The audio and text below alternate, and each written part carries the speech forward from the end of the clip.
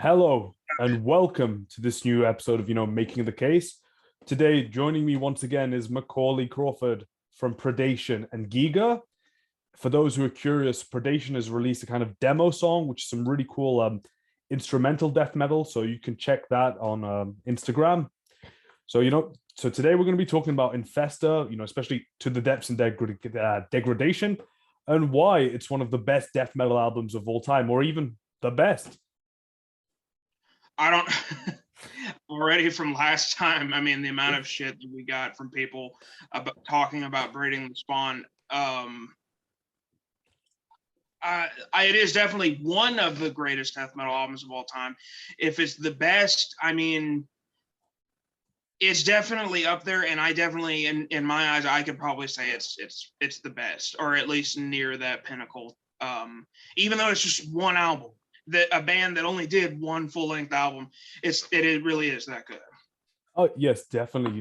There is no doubt that if anyone told me that's the best death metal album, I'd say it's a very respectable choice. You can't. It's more than an album where it's like, oh, you can't go wrong with this album.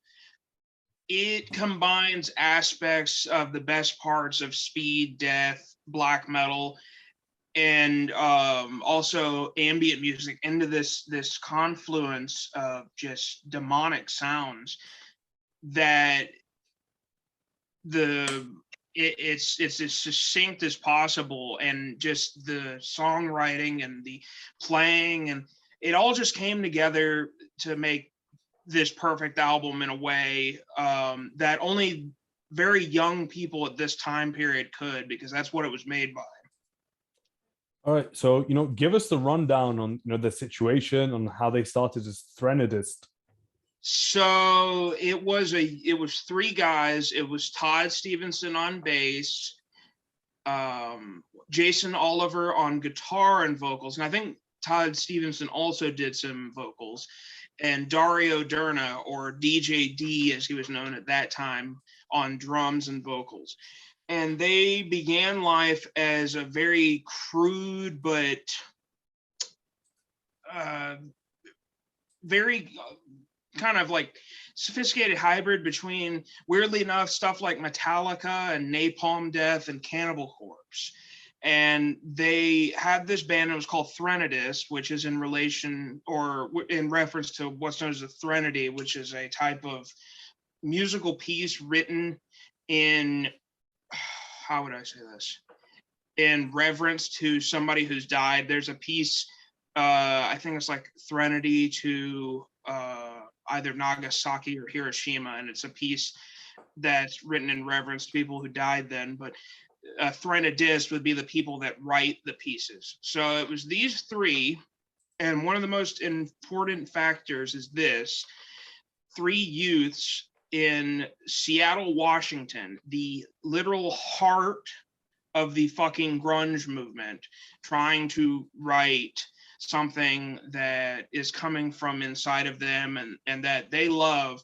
But I think also just as important, in opposition and hatred towards the music that was coming out and being popularized at that time, because metal was kind of on a downslope, and largely in part it was because record labels and bands from that area at that time, and I don't need to list them, everybody knows that story.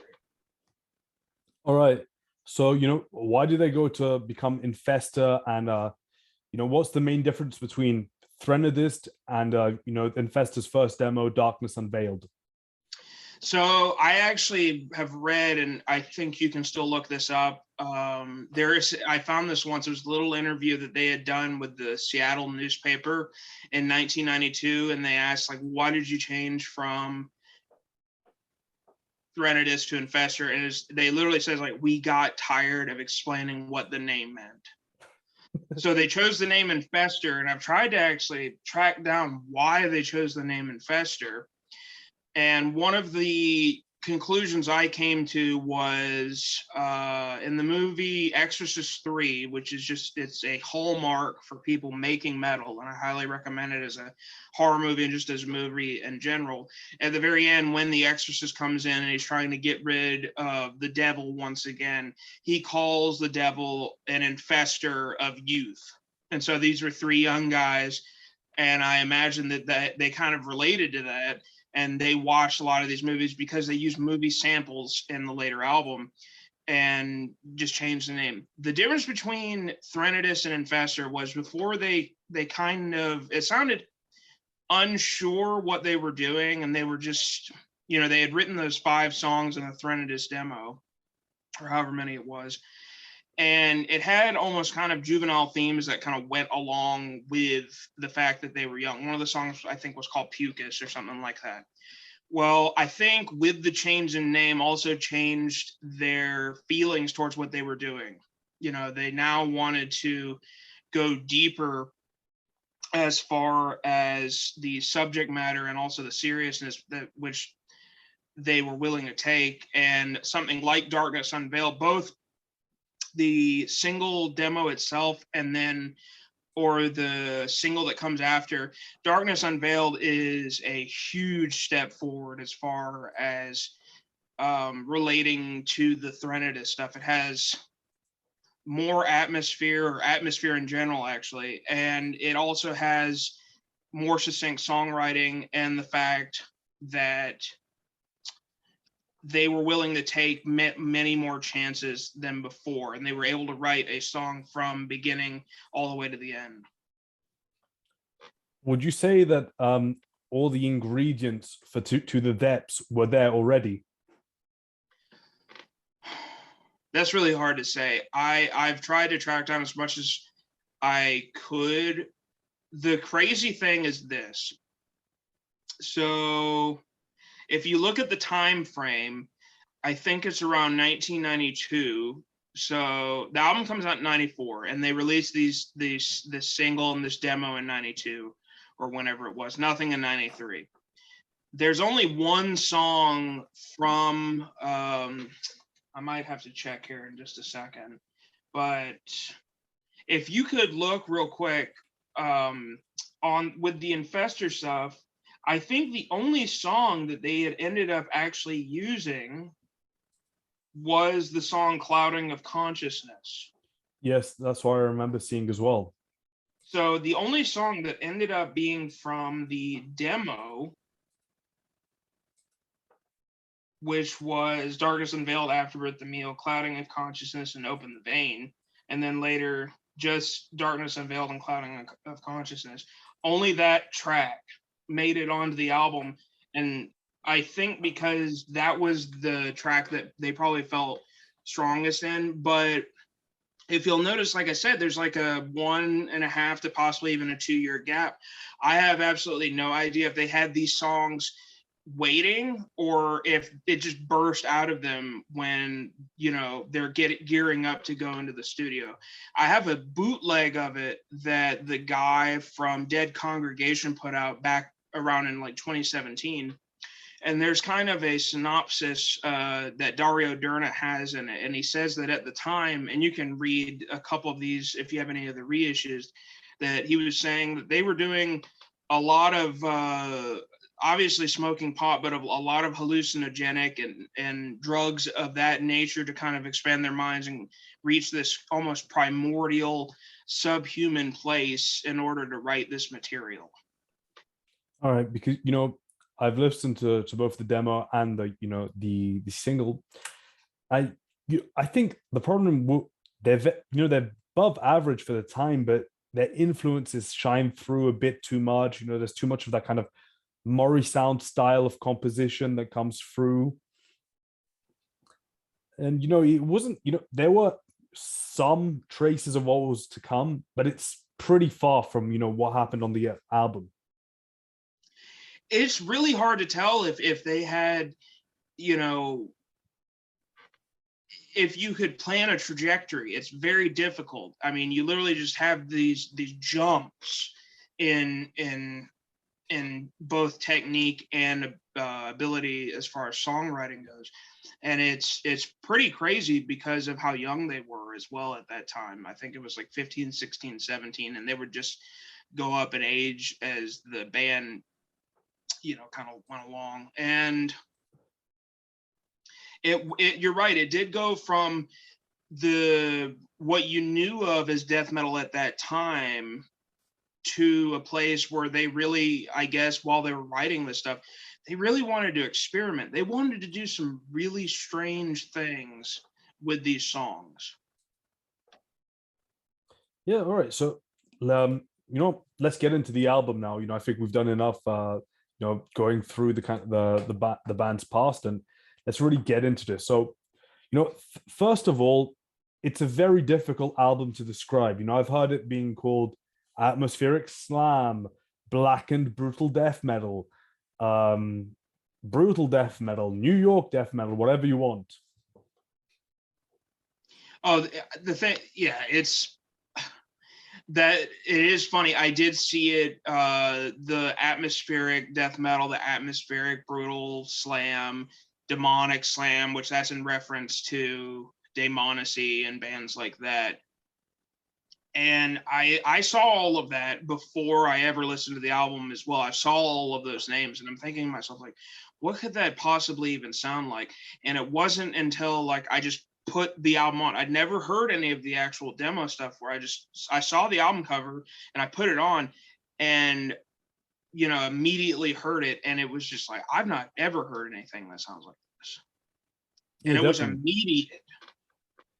So let's go through the kind of chuggier parts, the more kind of brutal death metal stuff.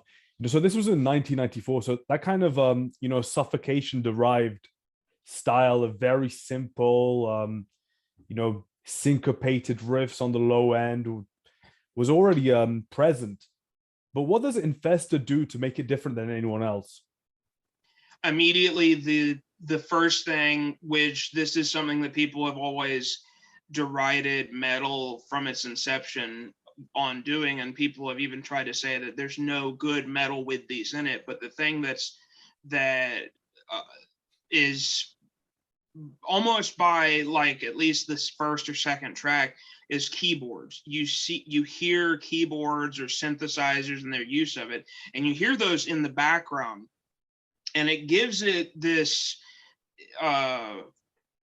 more of like the horror movie sense, but also more of a ritualistic sense of this whole thing is being written more than just for a song, but it's written for something, and it's being played by more than just a band.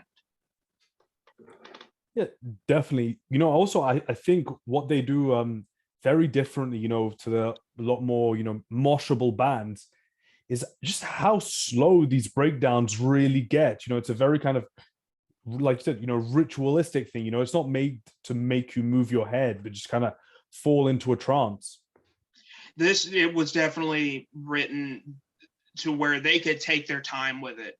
They could break down a song and you would hear maybe just like a closed hi-hat, and you would hear, some very muted guitars, very low bass, for the purposes of bringing it down here to take it up to new heights yet again.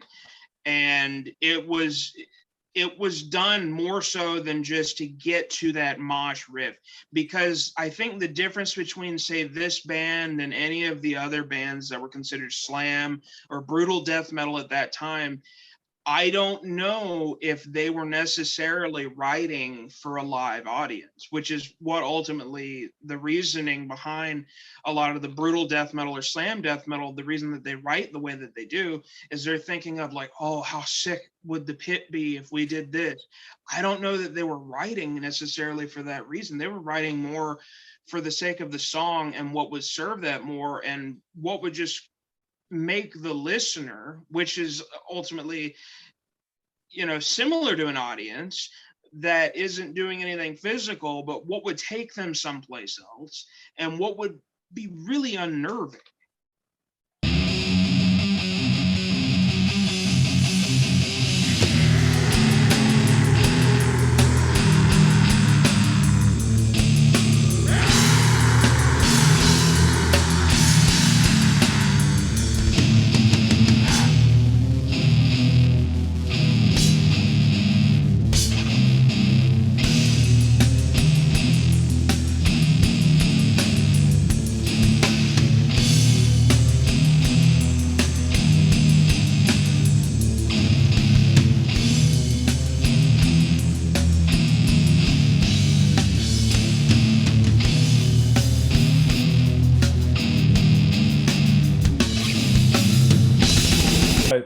So that was Chamber of Reunion, especially the breakdown.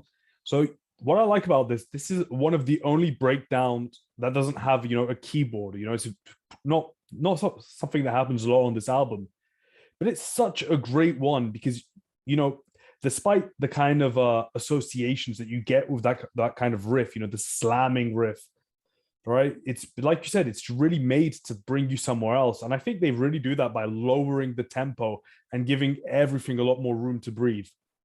That's exactly the entire difference, is because a normal breakdown would be played at, weirdly enough, at a little bit, or a slam would be played at a little bit higher of a speed, but this is really, they let those notes ring out. And I think the difference is largely because, and this is in regard to guitar technique, I actually learned how to play this particular part for video once because I love it so much. What they use here are muted palm muted chords rather, but they're kind of backing off with the palm mute just a bit to where the note can actually reverberate and ring out. It's actually a really niche technique in death metal that I wish that people would use a lot more, to where they can build that atmosphere with a song, and they use it to great aplomb here. Yes, yeah, exactly, because they really have the time to kind of remove the palm from the from the string slowly to give it that very wobbly sound. Actually, what it is a in between type of thing. It's you kind of have to figure out how to do it. Where normally you would have like a mute and it would be very percussive, they're kind of like half and halving it with the palm to have it to where it's a little bit unmuted, but not entirely unmuted. Yeah. And, also, I love the way, the vocals just kind of follow the music along. They're not trying to, incite the listener to dance. They're just very, atmospheric and in the background, despite having all that space to really be center stage. That's a whole other topic. It's just the vocal performance on this album is truly otherworldly. The different types of growls and screams and screeches, it just, none of it at any point sounds human. Yeah definitely. And also in that breakdown, what I love about it, it's like it kind of follows the Suffocation school of breakdowns where it's not one or two notes. There's an actual melody despite the rhythmic component of it.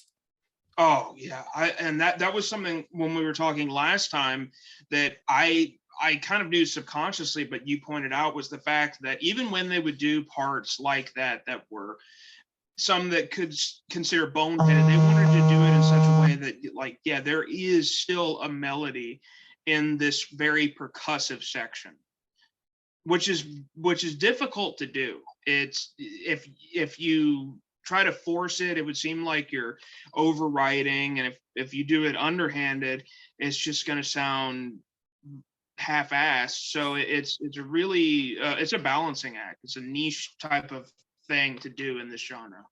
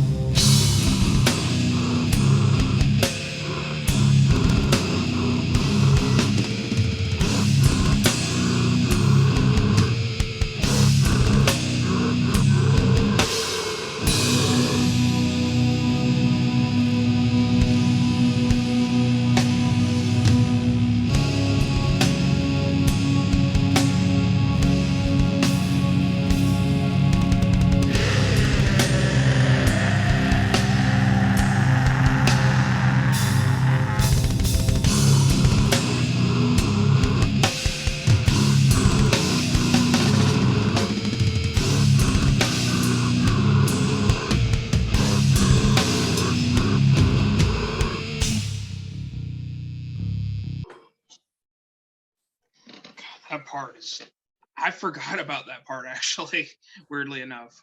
I don't know, it's fantastic. What I love about it is the way it's arranged. It goes it goes into the breakdown, no issues, and then it stops, to kind of allow the keys, this just a very simple, chromatic descent, which they took from horror movies, and then back into the breakdown for the really, climatic part of the song. And I think that is one of the greatest assets to this album, was that they treated the keys and the synths as its own equal instrument. It was its own member of the band, so to say. It wasn't just an accent, but this was also writing in tandem with these other songs, to where they would have moments where it would just be keyboards. And I think that and the pinch harmonics are what make this particular breakdown. And what I meant was, when I said that I don't think of this much, is because obviously everybody's thinking about the Chamber of Reunion breakdown, but this title track is just as good.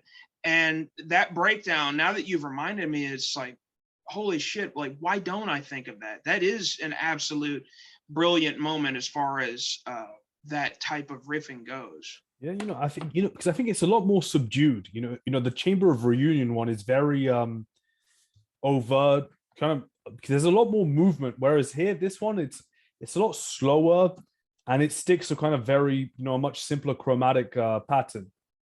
I think the other thing is that it's so difficult to agree on what is and what isn't a breakdown or a slam, that I almost just consider this another part of the song. But now that you've actually said that, yeah, it is a type of breakdown in this track. Yeah, definitely.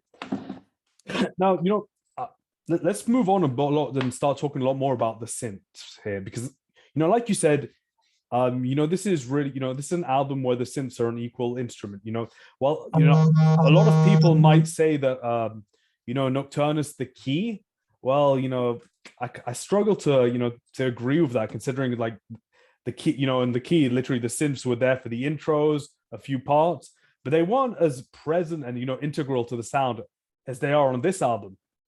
I know that some people really worship at the altar of the key, but to me, other than, say, Mike Davis's guitar playing on some of the songs, it's not nearly as good as Morbid Angel. And in regard to the keys themselves, it sounds like 50s sci-fi music. This is really scary by comparison. The other sounds like, a spaceship. The classic UFO is sucking somebody in from a cornfield or some place like that. It's night and day. It's like not even comparable. I know a lot of people bring up the key, and I remember reading that when I was a lot younger, and I would listen to the key, and it would just be like, okay, but it wasn't until later that I even thought about the fact that a keyboard could be used in such a fashion, and this is an album that kind of convinced me of it. Yes, it's funny because you have this kind of a contrast that no one would think is possible. Let's take the most brutal and crushing death metal possible. Let's add keys, Yeah, which so many people immediately would just stop you, like they did with Iron Maiden before, they did Somewhere in Time. And even Iron Maiden went on record saying, like, you can't do heavy metal with keys. And that was regular heavy metal, but this is even a whole other level beyond that. And it would just, people would be laughed at. And it really takes somebody who, they weren't thinking in regard to anybody else. These boys were thinking in regard of, like, these are the songs that they wanted to craft, and they wanted to have keys in them. Yeah. All right. So, on the second song, there is actually a very, very interesting sample, right? So it's from a 1977 movie by Dario Argento, and the band that made the soundtrack to Suspiria is a fantastic prog rock band. Oh, Goblin. Exactly, and I think that Goblin's influence is understated on this album, because you can hear a lot of the same kind of ideas in both, the key, the way the keys are incorporated, but also the modulations, how the band goes from one melody to another, and the weird melodies, one melody that really comes to mind is Are you thinking of the Phantasm theme?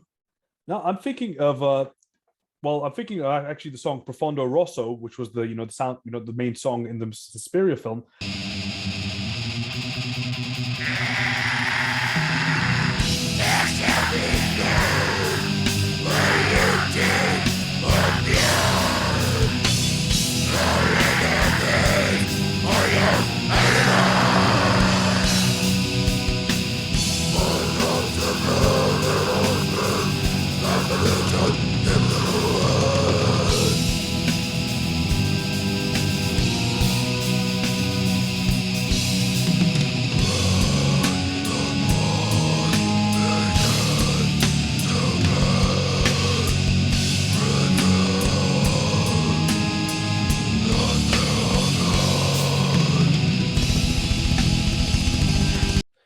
All right. So you see, what I love about that synth melody is that it's within a major key. Something that is so rare within metal. It almost sounds happy. I didn't even think about that. I think it is, or it might almost be like some augmented or diminished thing. It's definitely weird. It always struck because it's just so unconventional, and if someone would have told me this, without even hearing the song, I'd have been like, what? How is that possible? But here, it just works perfectly.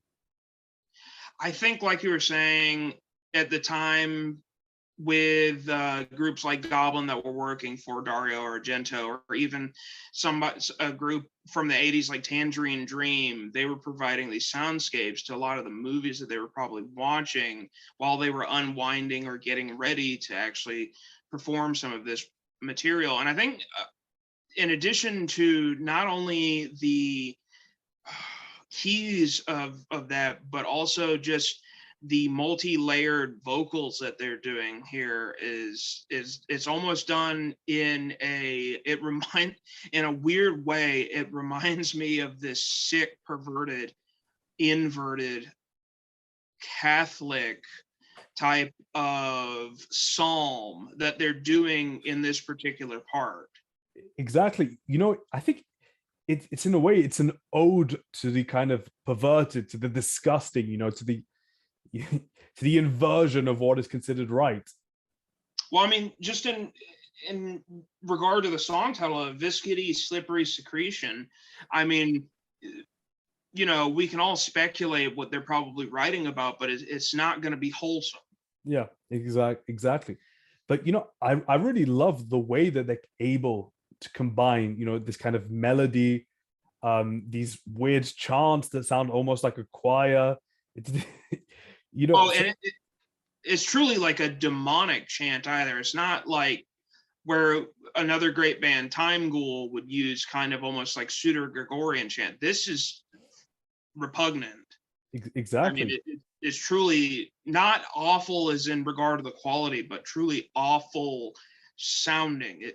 And I think that's probably the other aspect that made such an impression upon me when I heard it so many years ago, was after so many years I thought I'd heard everything. This album made this genre of music frightening again.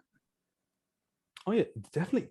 Because there are so many variations of darkness, of evil, of getting raped, or whatever the hell you want. Because it's not very kind of monochromatic like a lot of these albums are. Sodomize the Nun for 45 minutes straight, or whatever the fuck it is. Here you've got a lot of variations, even in the lyrics and the acts and in the moods, especially more than anything. Well, the thing that was immediate for me was obviously nobody's going to, unless they're an actual vocalist or they're really listening for that particular part. I didn't know what the lyrics were saying. It was the actual music and presentation of everything that made it scary and made you uncomfortable and made you think that you were in danger. This album, if you were listening at certain times, and I have had this happen, funnily enough, I listened to a lot of this type of music driving at high speeds at maximum volume. This is probably the only album that's almost made me wreck because of a particular segment of a song where they're using not even musical instruments anymore, but they're using sounds to make you to put you in a truly uncomfortable place.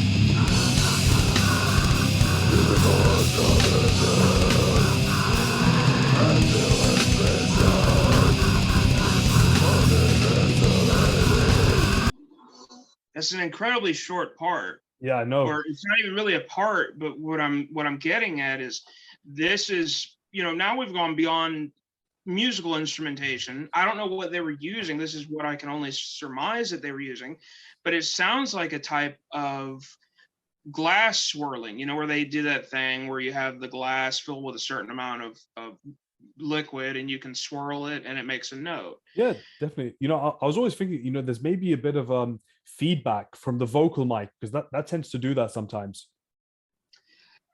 And the thing is like, who knows if this was an accident or on purpose? Because it happens throughout the song, though. Yeah. And which probably points more to it being that they did this on purpose. But if they figured this out and that they did something as a joke at first, and then they were like, oh, well, let's actually include that in the song, and then they had to rhythmically actually perform this. I mean, like I was saying a second ago, I've been driving before, and it's actually funny if you have it at low volume and you're not really paying attention to the song and you're driving or something like that, or you're performing something and you all of a sudden hear that because it doesn't actually sound like it's a part of the music, you might jerk the wheel because you're thinking like, did like something bad just happen in my car? Oh, yeah, definitely. It's that little usage of kind of noise, to really, not to add, not just to make things louder and noisier. We've heard that with war metal, we've heard that with experimental grind, where like, hey, I'm gonna add a saxophone falling down the stairs just to make things even noisier. But here, it's like you said, it probably was an accident that became something serious, but it's used so well, and especially that short little break, absolutely fantastic. And it's something that it sticks out with you because it's, in addition to all the brilliant guitar stuff, it's just like, you think to yourself like, well, man, I've heard and I've made and I've, seen other people make very strange noises, but it never clicks with you to think like, oh, let me put that in a song. And, these guys are brilliant enough to actually have the balls to actually do that. I mean, you don't think like, let me put this weird feedback in it. You're thinking like, oh, let's make sure we take all of that out. And it might have been an accident. And they've decided to start leaving it in with this particular track. I mean, that's what the best of metal does.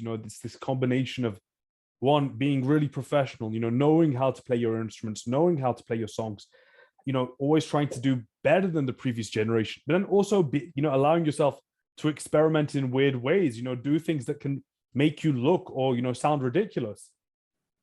I think in touching on that, what you just said, that openness, and this is going to sound incredibly esoteric, but the fact that they were so young and that they were doing drugs and all of these other things, they really wanted to open their minds and open themselves up to something either greater or I think something literally beneath them, because they have written, I can't remember what it is, it's in the CD tray, but they actually talk about, returning to that kind of like primordial baseness of humanity, getting, tearing away at all of this, the civil nature that we have, and getting down to that base level and returning to it. And they were trying to channel that with this music and then put it into musical form and put it on tape. And I don't know, I mean, this is definitely getting into like the topic of the metaphysical, but they were definitely channeling something, and they were, almost being conduits for something. I mean, to me anyway. Oh yes, I definitely agree. There, you see, let's move on to the kind of the lyrical parts, and I think we should be able to tackle this subject with a lot of tact. There is definitely something. What you're talking about. There is definitely, a lot of spirituality. There's definitely the songs are definitely, yearning for something higher. And I think, the band have the kind of maturity of that age and the craziness necessary to make it work. But a lot of people misinterpret this as being some kind of gore obsessed, racist, whatever the fuck it is. And Metal Archives really needs to change that the description. It's not about white supremacy or anything. It's about the kind of use of the kind of exploration of perversion, of sadism, into this kind of to get into this higher state. And it's very reminiscent, of the Italian horror movies they were watching, and then also the French stuff that came in the 2000s with films like Martyr and Raw, and exactly. So that I really wanted to point that out. This is not an album that has to do with anything within the kind of mundane plane of existence. It's going, it's using these taboo subjects to try to reach somewhere higher. And I don't know necessarily if they're, like I said, the thing that's difficult for me is that they have in some of the there's this one thing in like one of the CD trays where they're trying to get down to that like base level.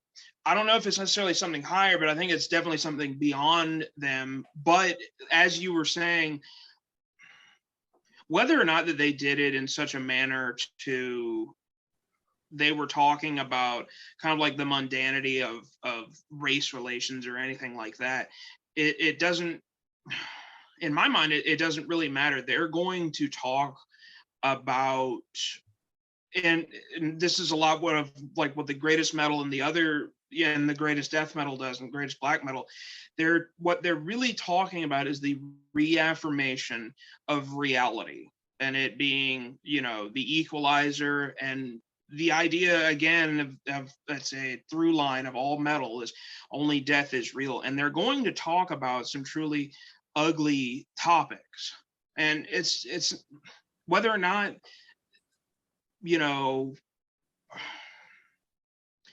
it's at the listener's discretion whether or not they're going to get offended at something. But they definitely need to be able to recognize that, if you're going to just label this simply as those buzzwords, you're just ignorant. I really want to cite the lyrics of the title track. So the first song, the first thing they say is, "We lay decumbent under the horns of the crescent moon, destined to degust omnipotence. We naturally incubate, slowly covering in crust, and migrate into Morpheus dimensions." That is literally a summary of what's going on in this album. They're trying to migrate into these other dimensions, and the human body is just one way of getting there. Whether or not, and again, I think that they were trying to shed their mortal bodies. That they were, if you could look at the album cover, it's almost as if they're trying to tear off pieces of themselves in order to not be human anymore, to not have that limitation any longer. Yes, definitely. So, one thing I really, what I really want to talk about here is that we haven't really mentioned much is the use of the kind of the guitar melodies on the higher octaves. So, Oh, I know exactly what you're talking about. We can go literally stay on the topic of To the Depths. This was something I heard, and everybody hears the second that they put this on, that higher melody. I think that To the Depths is a great song. It's such a microcosm of everything that goes on in this album. So, 47 seconds into the first song, let's put it in.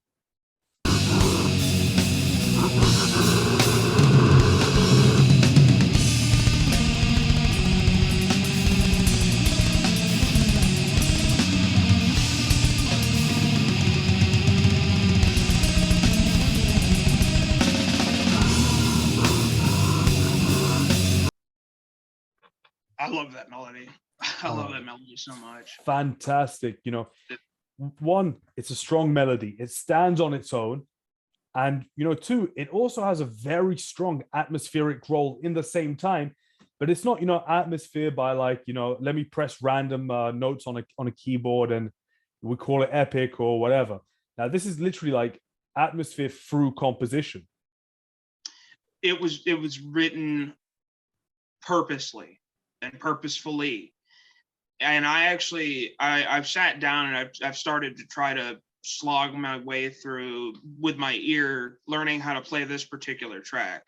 And I learned how to play that actual melody. And it took me a second, because the difference between, say, me and Jason Oliver is the fact that you go from so many learned training things that tell you like, oh, well, this is the pattern that they're going to use. It wasn't remotely like that at all.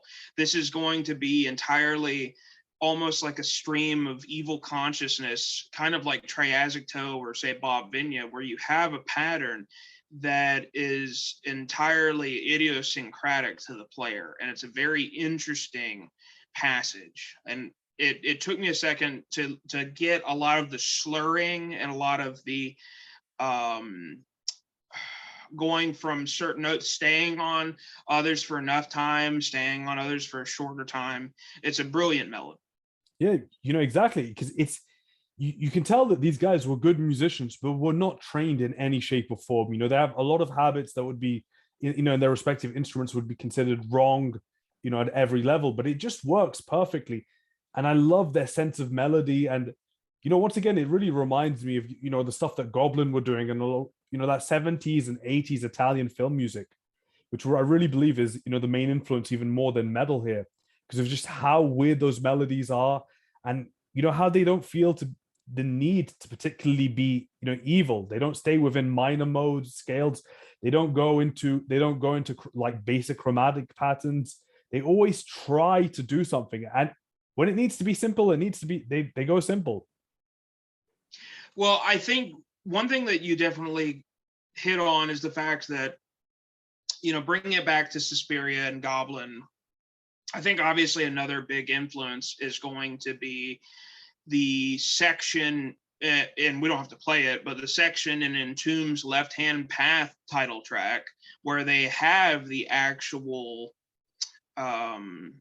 Phantasm theme played while there's this huge solo expanse. I think that they probably heard that and thought to themselves, well, maybe I'm not a great enough lead player to do a lot of that stuff, which I've even read about, but like, what if we did that in the context of an actual rhythmic part of a song, or we stretch that out, or we use it's you can tell that has to be an influence. Oh yeah, so of course I really do think that song did, considering how influential the album was and what they managed to do just on that one song. Yes, of course it's an influence. There's no way it wasn't. And the fact that they're tuned to B, Entombed is tuned to B, Carcass is tuned to B. You have all these other bands. They're tuned very low, and they're grabbing at disparate elements, but making their entirely own thing. And in addition to the guitar, I think the other element that's such a big thing is Todd, which not a lot of people, or if any I've seen, have ever talked about, but Todd Stevenson's bass playing. If you can actually kind of zero out what the bass sounds like, this is not a clean bass at all. This is an incredibly overdriven, distorted, ugly sounding bass. And it's to add even more depth and color to the album rather than showing off or anything like that. But it's something to pay attention to, because there are sections where he is doing something different to Jason Oliver to make some of like the point counterpoint things, but it's kind of difficult to pick out, because again, like I've been saying, they're trying to get to this like, and I try to do it with my own music. If you were to cup your ears and hear that kind of roar, that, primordial, almost earthquake-like moving of tectonic plates, I think that's what it's kind of hinting at or trying to convey, is like, instead of being an instrument, this bass is trying to sound like a force, this almost base depraved part of every human being on this planet, that everybody's one bad day away from, possibly tearing off and eating somebody else's face. Yeah, that's another thing that probably did come from those films they're watching that was so ingenious in terms of sound design, outside of the actual music and the soundtracks or whatever. You have a lot of sound design, how they create those sounds. And I think that might have, informed that kind of very noisy and, drowned within the drums bass tone that's on this album. Yeah, because it's not being done for this guy Todd Stevenson to be like, oh, look what I can do. It's entirely in service of the music. And I think that's what everything on this album is doing. Everything is entirely in service of what they're doing at that moment in those songs. At no point it's done to show off. Even with the high-flying acrobatics of Dario Derna's drumming, everything is done to aid the song and not to be like, oh, well, now it's time for us to think of like how great this person is. Yeah, you know what? Because I think Dario Derna's performance here is really the almost virtuoso kind of performance. It's the flashiest. This is obviously the cleanest in terms of technique. He's very creative, but like you said, it's always done for the music. He never has the need to show that. To show his skills, to show his chops, to add fills when they aren't needed. He's always doing that. Even when there are times where the guitar kind of gets muffled because they tend to be quite sloppy on some of the faster, grindier parts, where he really does keep things. He uses his skill to really keep things in place. To stop it from devolving into a mass of blurry noise. And I think that's what you want with any type of band, with anything that you're doing. If you can have a rhythm section, primarily the drums, to keep it together and keep it from falling apart, that's your best bet, rather than if you had, say, a virtuoso guitar player that's always on time or a virtuoso bass player. The drums, I think, where there might be parts that some could consider the playing messy or not up to snuff, it really adds, it kind of, how do I say this? It makes it to where it's not so apparent. And also, too, he's doing things that are absolutely not typical. And I think, which is why I love his performance on this album, and possibly why he was one of the only few to keep going after this album. All right. I think, we've spoken quite a lot about this album. It's time to wrap it up. So, before we conclude, the influence. What and who did this album influence? At the time, nobody. Literally. I can't think of anything that, tries to copy, mimic, or take anything from it. Well, let's put this into perspective. This was released on Moribund Records in 1994. It was not a big label, and I've never heard of anybody talking about this album. I've never heard of anybody say this album is an influence or anything remotely like that. It's not until after the dawn of the internet where we can actually dig up, which this is almost like, this is not just like actual gold. This is like if you dug up a platinum mine. It's so valuable. Or actual like troves of blood diamonds. That's how valuable it is. At that time, this influenced nobody. It was buried. It was to the depths. It was in the deepest part of the earth. And it took, say maybe like 10, 20 years to be unearthed. So, as you were saying, so, we pre-internet, we can't think of any influences. And, in the internet age, anyone can be inspired by anyone. We've seen it happen a million times, and it's not something that particularly interests me. If somebody was influenced by this album, they weren't talking about it. But then again, to that point, I don't think I've ever really heard anything influenced by it. I've seen people wear merch just like I'm wearing right now, but they've not really, taken the torch and continued along this path. They've done nothing that's up to the same caliber, which is sad. Exactly. So conclusion. So let's go. Final thoughts on this album. If it is one of the greatest death metal albums of all time. Is it the greatest? There's definitely a case, more so than what we've just said right now. You can do much more than what we've just said right now with listening to it. This album, you know, having just a couple hours in the day is not enough, because this album holds so much freight for so many different people that I think that it really just comes down to listening to it. And then, you know, you hold it up almost like a scale with some of your other albums and saying like, oh, will this, you know, survive? And that's the best thing to do with any type of music, is to always reevaluate anything that you're listening to and thinking like, do I need to hold on to this? And most of the times, no. Yeah. But this album is eternal. Oh, of course it's eternal. You know, I think the unique performances, the insane production, the aesthetic choices, the arrangements, the melodies, you know, everything is so unique here.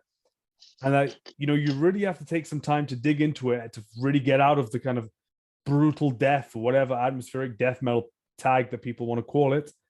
And you'll see that you have something that's quite unlike anything else, and I doubt will ever be replicated. No, and you hinted upon a second ago the production of it on the bootleg that I have of it, which eventually became a bootleg. It actually says that, or Dario has written, he told the producer or the engineer of the album, do not mix this. They didn't want it to sound like Morrisound, so they just told him, don't mix it, just release it. That's perfect. Oh yeah, literally. All right. Well, I think that's us done, and thank you again, MacCauley. Oh, cheers! It's always a pleasure. All right. Have a good one. I'm gonna head off.